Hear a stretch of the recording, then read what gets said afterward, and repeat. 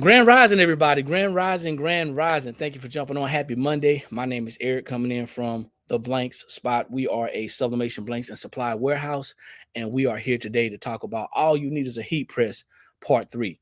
All you need is a heat press part 3. So, guys, if you seeing this, make sure you share it, make sure you like it, make sure you subscribe to our YouTube channel. It is the Blank Spot, and make sure you hit that bell to be notified. Okay, make sure you hit that bell to be notified. If you're not currently watching us on YouTube, maybe you're on our Facebook channel because we're broadcasting from Facebook as well. Make sure you go to the YouTube channel because you'll be able to go back and see the replays. If you're on any other platform, make sure you go to the YouTube channel right now because you're about to lose the broadcast in 3, 2, 1. So, thank you once again. I appreciate you guys for coming on. My name is Eric, coming in from the Blank Spot, and we are a sublimation blanks and supply warehouse located right outside of Columbia, South Carolina. Why am I here? I'm here to share with you anybody who is looking to do sublimation, anybody who's looking to get started, anybody who's looking to get better at sublimation. All you really need is a heat press. That's it. You can go out and you can get all the bells and whistles. You can go and get the nice printers and go and invest in the paper and the ink. But if you're not ready, what's going to happen is you're investing in all those things and you may end up just, chunking that stuff. Okay. So let's talk about sublimation. Sublimation is a dye transfer process, an ink dye transfer process. It's a scientific process. So what's going to happen is you're going to need a special paper. Okay. The special paper is called sublimation paper. And you're probably going to hear me say sublimation a lot. You're going to need a special paper, sublimation paper. You're also going to need sublimation ink. Okay. Sublimation ink. That's going to help you as well. Now, you're also going to need a sublimation printer. Okay. So some people use printers that are converted to sublimation, and some people actually use actual sublimation printers. There are actual sublimation printers. The differences are going to be the colors. Okay. The differences are going to be the colors. So this is a sublimation transfer. Okay, this is a sublimation transfer. And in celebration of or observance of Autism Awareness Month, which is next month, 1st of April through the 30th of April. In observance of that, we're going to be doing another autism awareness transfer. Okay, so something that you need to understand about sublimation if you're brand new. One thing is when you see this transfer, this transfer is not going to be vibrant. It is going to look dull. It's going to appear dull. That is because the paper has soaked up the ink. That's what's supposed to happen. Once you actually sublimate this item, once you don't go through the scientific process of using the heat press to transfer this picture to whatever we're going to sublimate on, which is going to be the substrate, it is going to be very, very vibrant. Okay. A lot of people who are new to sublimation, they've been doing other processes such as screen print transfer, such as DTF. They may have done some white toner. They may have been doing HTV, heat transfer vinyl. Those things are coming out the gate. They're coming out the gate as vibrant, not sublimation. This is a piece of paper, but it's sublimation paper. The paper has soaked up the ink, the sublimation ink. Okay, it's dye. So what happens is when I heat this up, it goes from a liquid directly. It goes from a liquid from the printer into the paper, and then once I heat it up, it goes. The heat turns it into a gas state, so it transfers onto the substrate, which today is going to be an MDF hardboard frame, a medium density fiber frame, wooden frame. Okay, this is wood.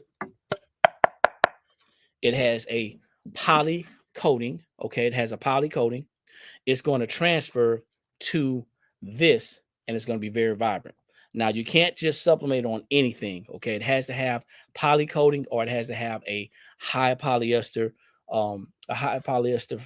fabric count. Okay, some type of synthetic fabric or coating. Okay, now this was already done like this. I didn't have to do anything to make this have a poly coating. This already has a poly coating, but it has a film on it. I don't know if you can tell. I have a barcode on this. Back in the days when we were actually an actual retail store, I had a barcode on this, but it also has a film on it. Okay, it has a protective film on it. And that protective film is to protect the poly coating so it doesn't get scratched up or damaged in the process of shipment. Okay, so what I'm doing is I am removing the plastic coating. We're jumping right into this, guys. We jump right into this. So Grand Rising, everybody, do me a favor. As you jump on, drop your city and state. Don't be shy. Stop by and say hi. If it's your first time, type in the number 1. If you've been here before and you're returning, type in number 2. Don't forget to subscribe. Don't forget to subscribe to our YouTube channel and also our Facebook business page. They are both the blank spot. You can find us out there in social media land. So I have that protective plastic coating taken off of here. I have my microfiber towel. That is to keep or to wipe any residue, any fingerprints, or any smudges off of here, okay? So the next thing is I got my heat press, and my heat press is ready to go. I got my heat press and I got this turned up at a higher temperature. And the reason why I have my heat press turned up at a higher temperature is because I'm doing an MDF. And I've learned in the past that if I don't, I have to either turn it up to a higher temperature or I have to sublimate this at a longer time. Okay. Either a higher temperature or a longer time. So I got both. I got it set at 400. That's just for this because every substrate is different. Okay. This is considered a substrate, what I'm sublimating on. I have this sublimating this at 400 degrees, and I'm going to sublimate this at 60 seconds. Okay. Once again, every substrate is different. Now, the next thing is you're going to need. I did check the pressure. You're going to want medium to heavy pressure. Okay. You're going to want medium to heavy pressure. So what I did was I already checked my pressure before I turned my heat press on, and everything is fine. And that's just something that you're going to have to figure out yourself. Okay. Now, the next thing is you're going to need some heat tape. All right. The blank spot also provides heat tape. Feel free to check out the links in the description. You'll see everything that you're going to need to get started. I'm going to take this transfer and I'm placing it over I'm just going to hold this up while I do this. I'm placing it over my MDF frame. Okay. And I'm going to take my heat tape. And I'm not going to be too generous with the heat tape, but I'm going to be generous enough. A lot of people like to skimp on the heat tape. That's one thing you don't want to do, especially when you're getting ready to sublimate something that you've never done before. You want to make sure that it is secure. You don't want it to shift. You don't want this to shift or slide. It would be considered ghosting. Okay, when you get that little shadow, it's called ghosting. So you don't want it to shift, because if it shifts or if it moves, then what happens is you're going to have a bad turnout. Okay, and once this dye hits this substrate, there's no turning back. That's it. All right. The great thing about this is that this is a semi-square type shape. Okay, so that means that I don't have to worry about right side up. The only thing I have to worry about as far as orientation is if I want to go portrait or if I want to go landscape. Okay, so this time I'm going portrait, which is straight up and down. This one measures about 5, like a 7.5, 7 by 5. Okay, this is about a 7 by 5. So now I'm gonna go ahead and I always sublimate with my transfer facing the heat press. Okay, facing the hot part of the heat press. So it's always transfer side up. I'm gonna go ahead, place this on here.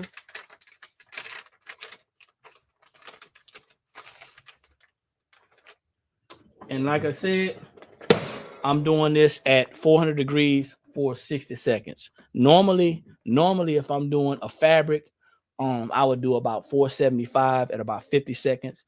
Our paper, which that's paper that we use in the blank spot sublimation paper, we can press at a lower temperature in a shorter time. However, I don't want to mess this up.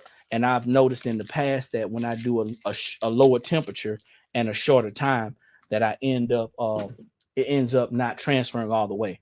So even as you hear the beeper go off for the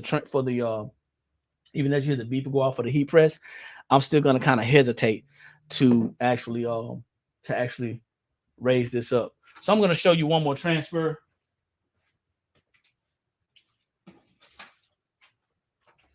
The same transfer, guys. Just remember, when you're looking at sublimation transfers, they will not be vibrant.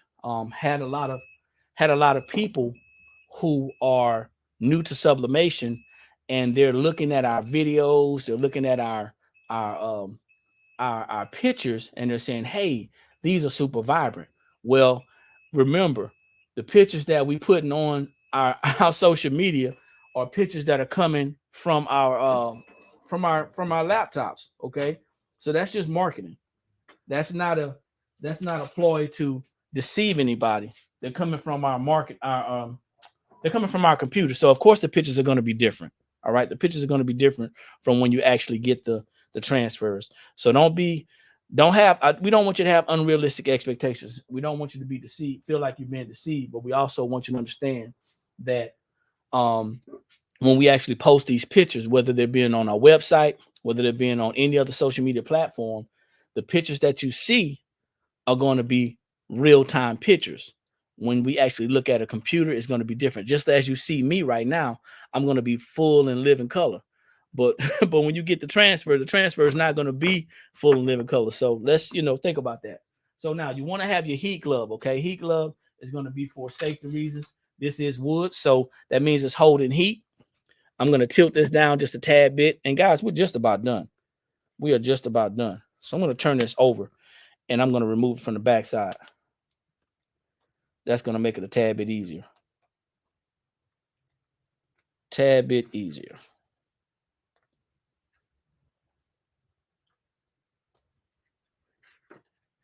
Wow. All right. And that's what we got. It says different is beautiful. And this will make a great gift. This will make a great gift for someone who is has been diagnosed with autism, for a family who has a child that you want to think about. This will make a great gift. Once again, this is the MDF hardwood frame. It came out beautifully. Now here's the ink release. This is the ink release. There's no ink left on here. This is the original transfer. This is the original transfer. This is after it's been sublimated. Okay. The original transfer. This is after it's been sublimated. Right here. And this is the outcome. So tell me, guys, what you think in the comments. Make sure you don't forget to drop your city and state. Let me know where you're tuning in from. Also, don't forget to subscribe to the YouTube channel. It is The Blank Spot. Also, subscribe to our Facebook page, which is The Blank Spot TBS. Guys, hope you got some value out of this. All you need is a heat press. And we're going to continue this series going forward. Like I always say, when you know better, that's when you have the ability to do better. And the only knowledge that's powerful is properly applied knowledge. Don't forget to go to our website, which is theblankspot.com, and check out our many sublimation transfers that you can use to build your sublimation business. You guys take care, and I'll see y'all at the top, because there's too many people struggling at the bottom. Peace.